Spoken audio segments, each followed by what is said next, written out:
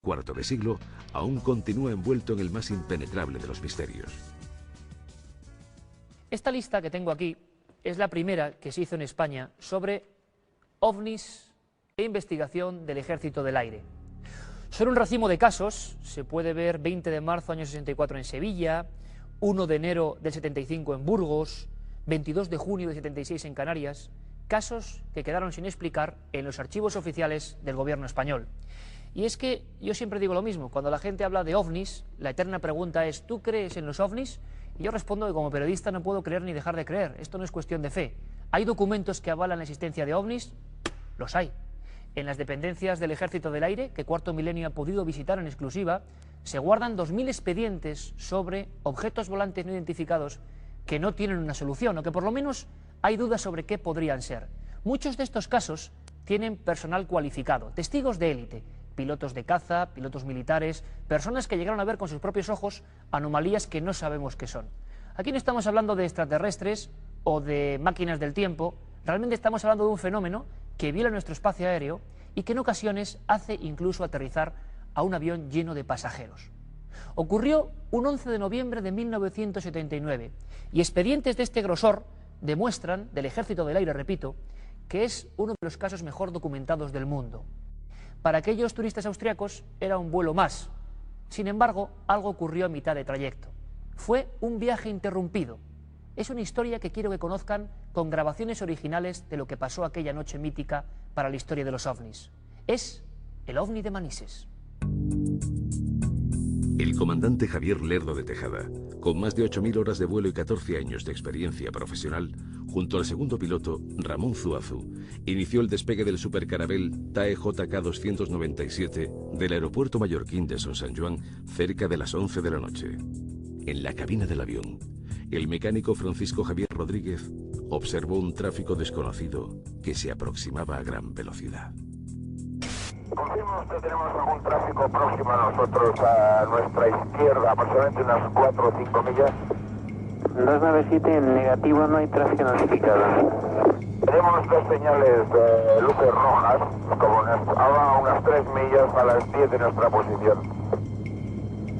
Aproximadamente a la misma altura. A las 10 de la posición, a unas 3 millas a la izquierda de su posición ahora. Afirmativo. Sí, cuando pueda me informa usted sobre ese tráfico. 297 no tenemos información de ningún tráfico procediendo en esa ruta. Es usted el único que procede Ibiza-Alicante. Aquello, fuera lo que fuese, estaba demasiado cerca del aparato. Realizaba maniobras imposibles, subía, bajaba, aceleraba velozmente y después, en seco, se detenía. Parecía estar jugando con el avión. Es que las luces, estas famosas luces, pues al principio estaban lejanas y por la izquierda y debajo, ¿no? A una altura distinta a la nuestra y parecía que volaban en formación junto a nosotros, ¿no? Parecía que estaban como jugando con nosotros, ya fue cuando ahí, a partir de ese movimientos cercanos a nosotros por delante y por detrás, fue lo que nos asustó, ¿no? Repentinamente, y desde la estación de vigilancia militar EVA 5 de Benidorm, se localizaban como surgiendo de la nada hasta 5 ecos de objetos no identificados. ¿Quiénes eran? Y sobre todo, ¿qué pretendían al acercarse a un avión repleto de pasajeros? ¿Me confirma el tipo de avión que puede ser este tráfico? TAE 297, ¿me confirma si va en su misma dirección? Afirmativo, lo tenemos cada vez más cerca. En una TAE 297 solamente puedo ver dos luces rojas fijas, sin flashing. Barcelona de TAE 297, he incrementado el rate de ascenso, ahora estoy a través de 280 y el tráfico este sube mucho más rápido que nosotros y se acerca cada vez más. 297 recibida. Ante la situación de máxima alarma, el comandante optó por cambiar el rumbo establecido y realizar un aterrizaje de emergencia en el aeropuerto valenciano de Manises.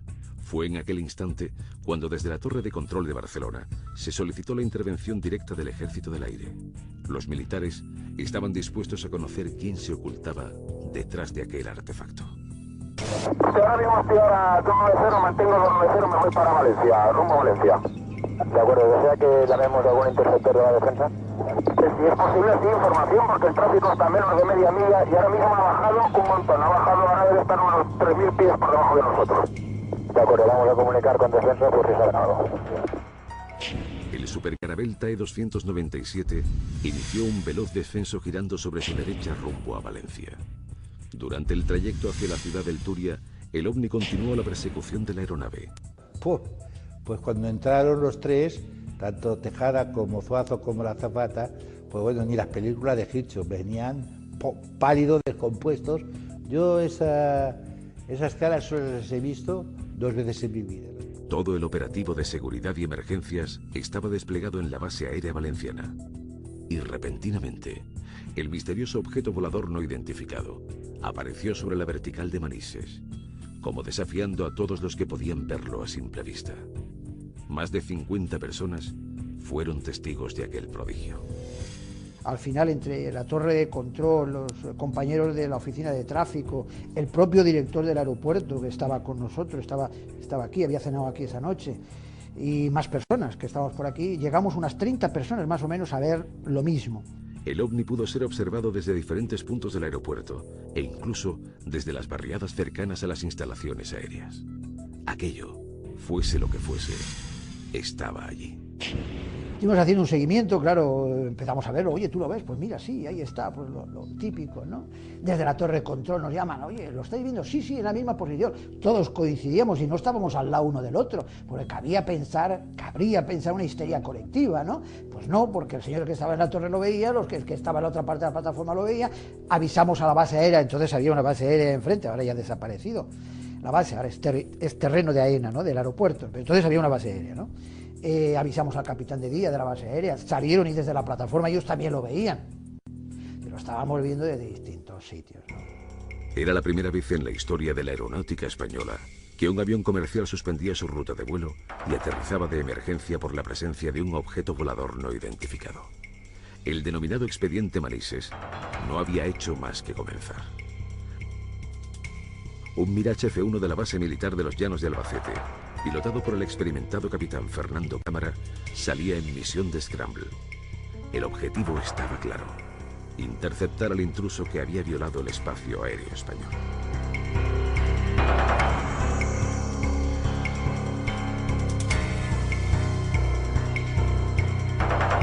Noche intensa en el cielo español.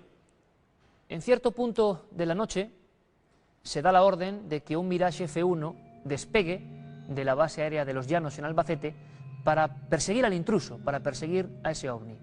En la carlinga de ese avión iba un hombre sobradamente experimentado, capitán del Ejército del Aire, don Fernando Cámara. Fernando Cámara, buenas noches. Buenas noches. Sí, bienvenido y muchísimas gracias, porque sé que no es fácil, ¿no?, de alguna manera volver a recordar estas historias. Ha pasado mucho tiempo, pero tú estabas allí. Mucho. Ha pasado mucho tiempo. Inolvidable, ¿no? Imagino, ¿no? Bueno, pues han pasado tantas cosas desde entonces y antes de aquello, pues que verdaderamente es una historia. Oye, ¿qué ocurre, Fernando? En un momento dado a ti te despiertan, imagino, te dan la alerta y tú te montas en tu avión, despegas de allí. ¿Qué ocurrió? ¿Cómo fueron esos primeros minutos? Yo pasé por Valencia, por encima de Valencia, no vi nada. En el radar no aparecía ningún eco. No había ecos de otros aviones porque se habían encargado de separar el tráfico civil que pudiese haber en la zona. En un momento me pareció ver una luz hacia el sur, hacia el mar, una luz hacia el mar, y digo, bueno, pues dirígete allí a ver si ves algo.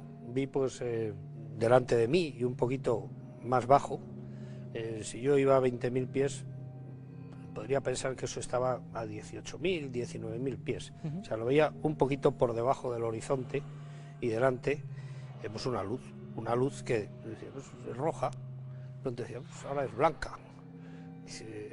Pero no era una luz intermitente, ¿sabes? Iba variando poco a poco. Sí, de pronto la veías roja, de pronto la veías blanca, ¿sabes? Y la veías verde también.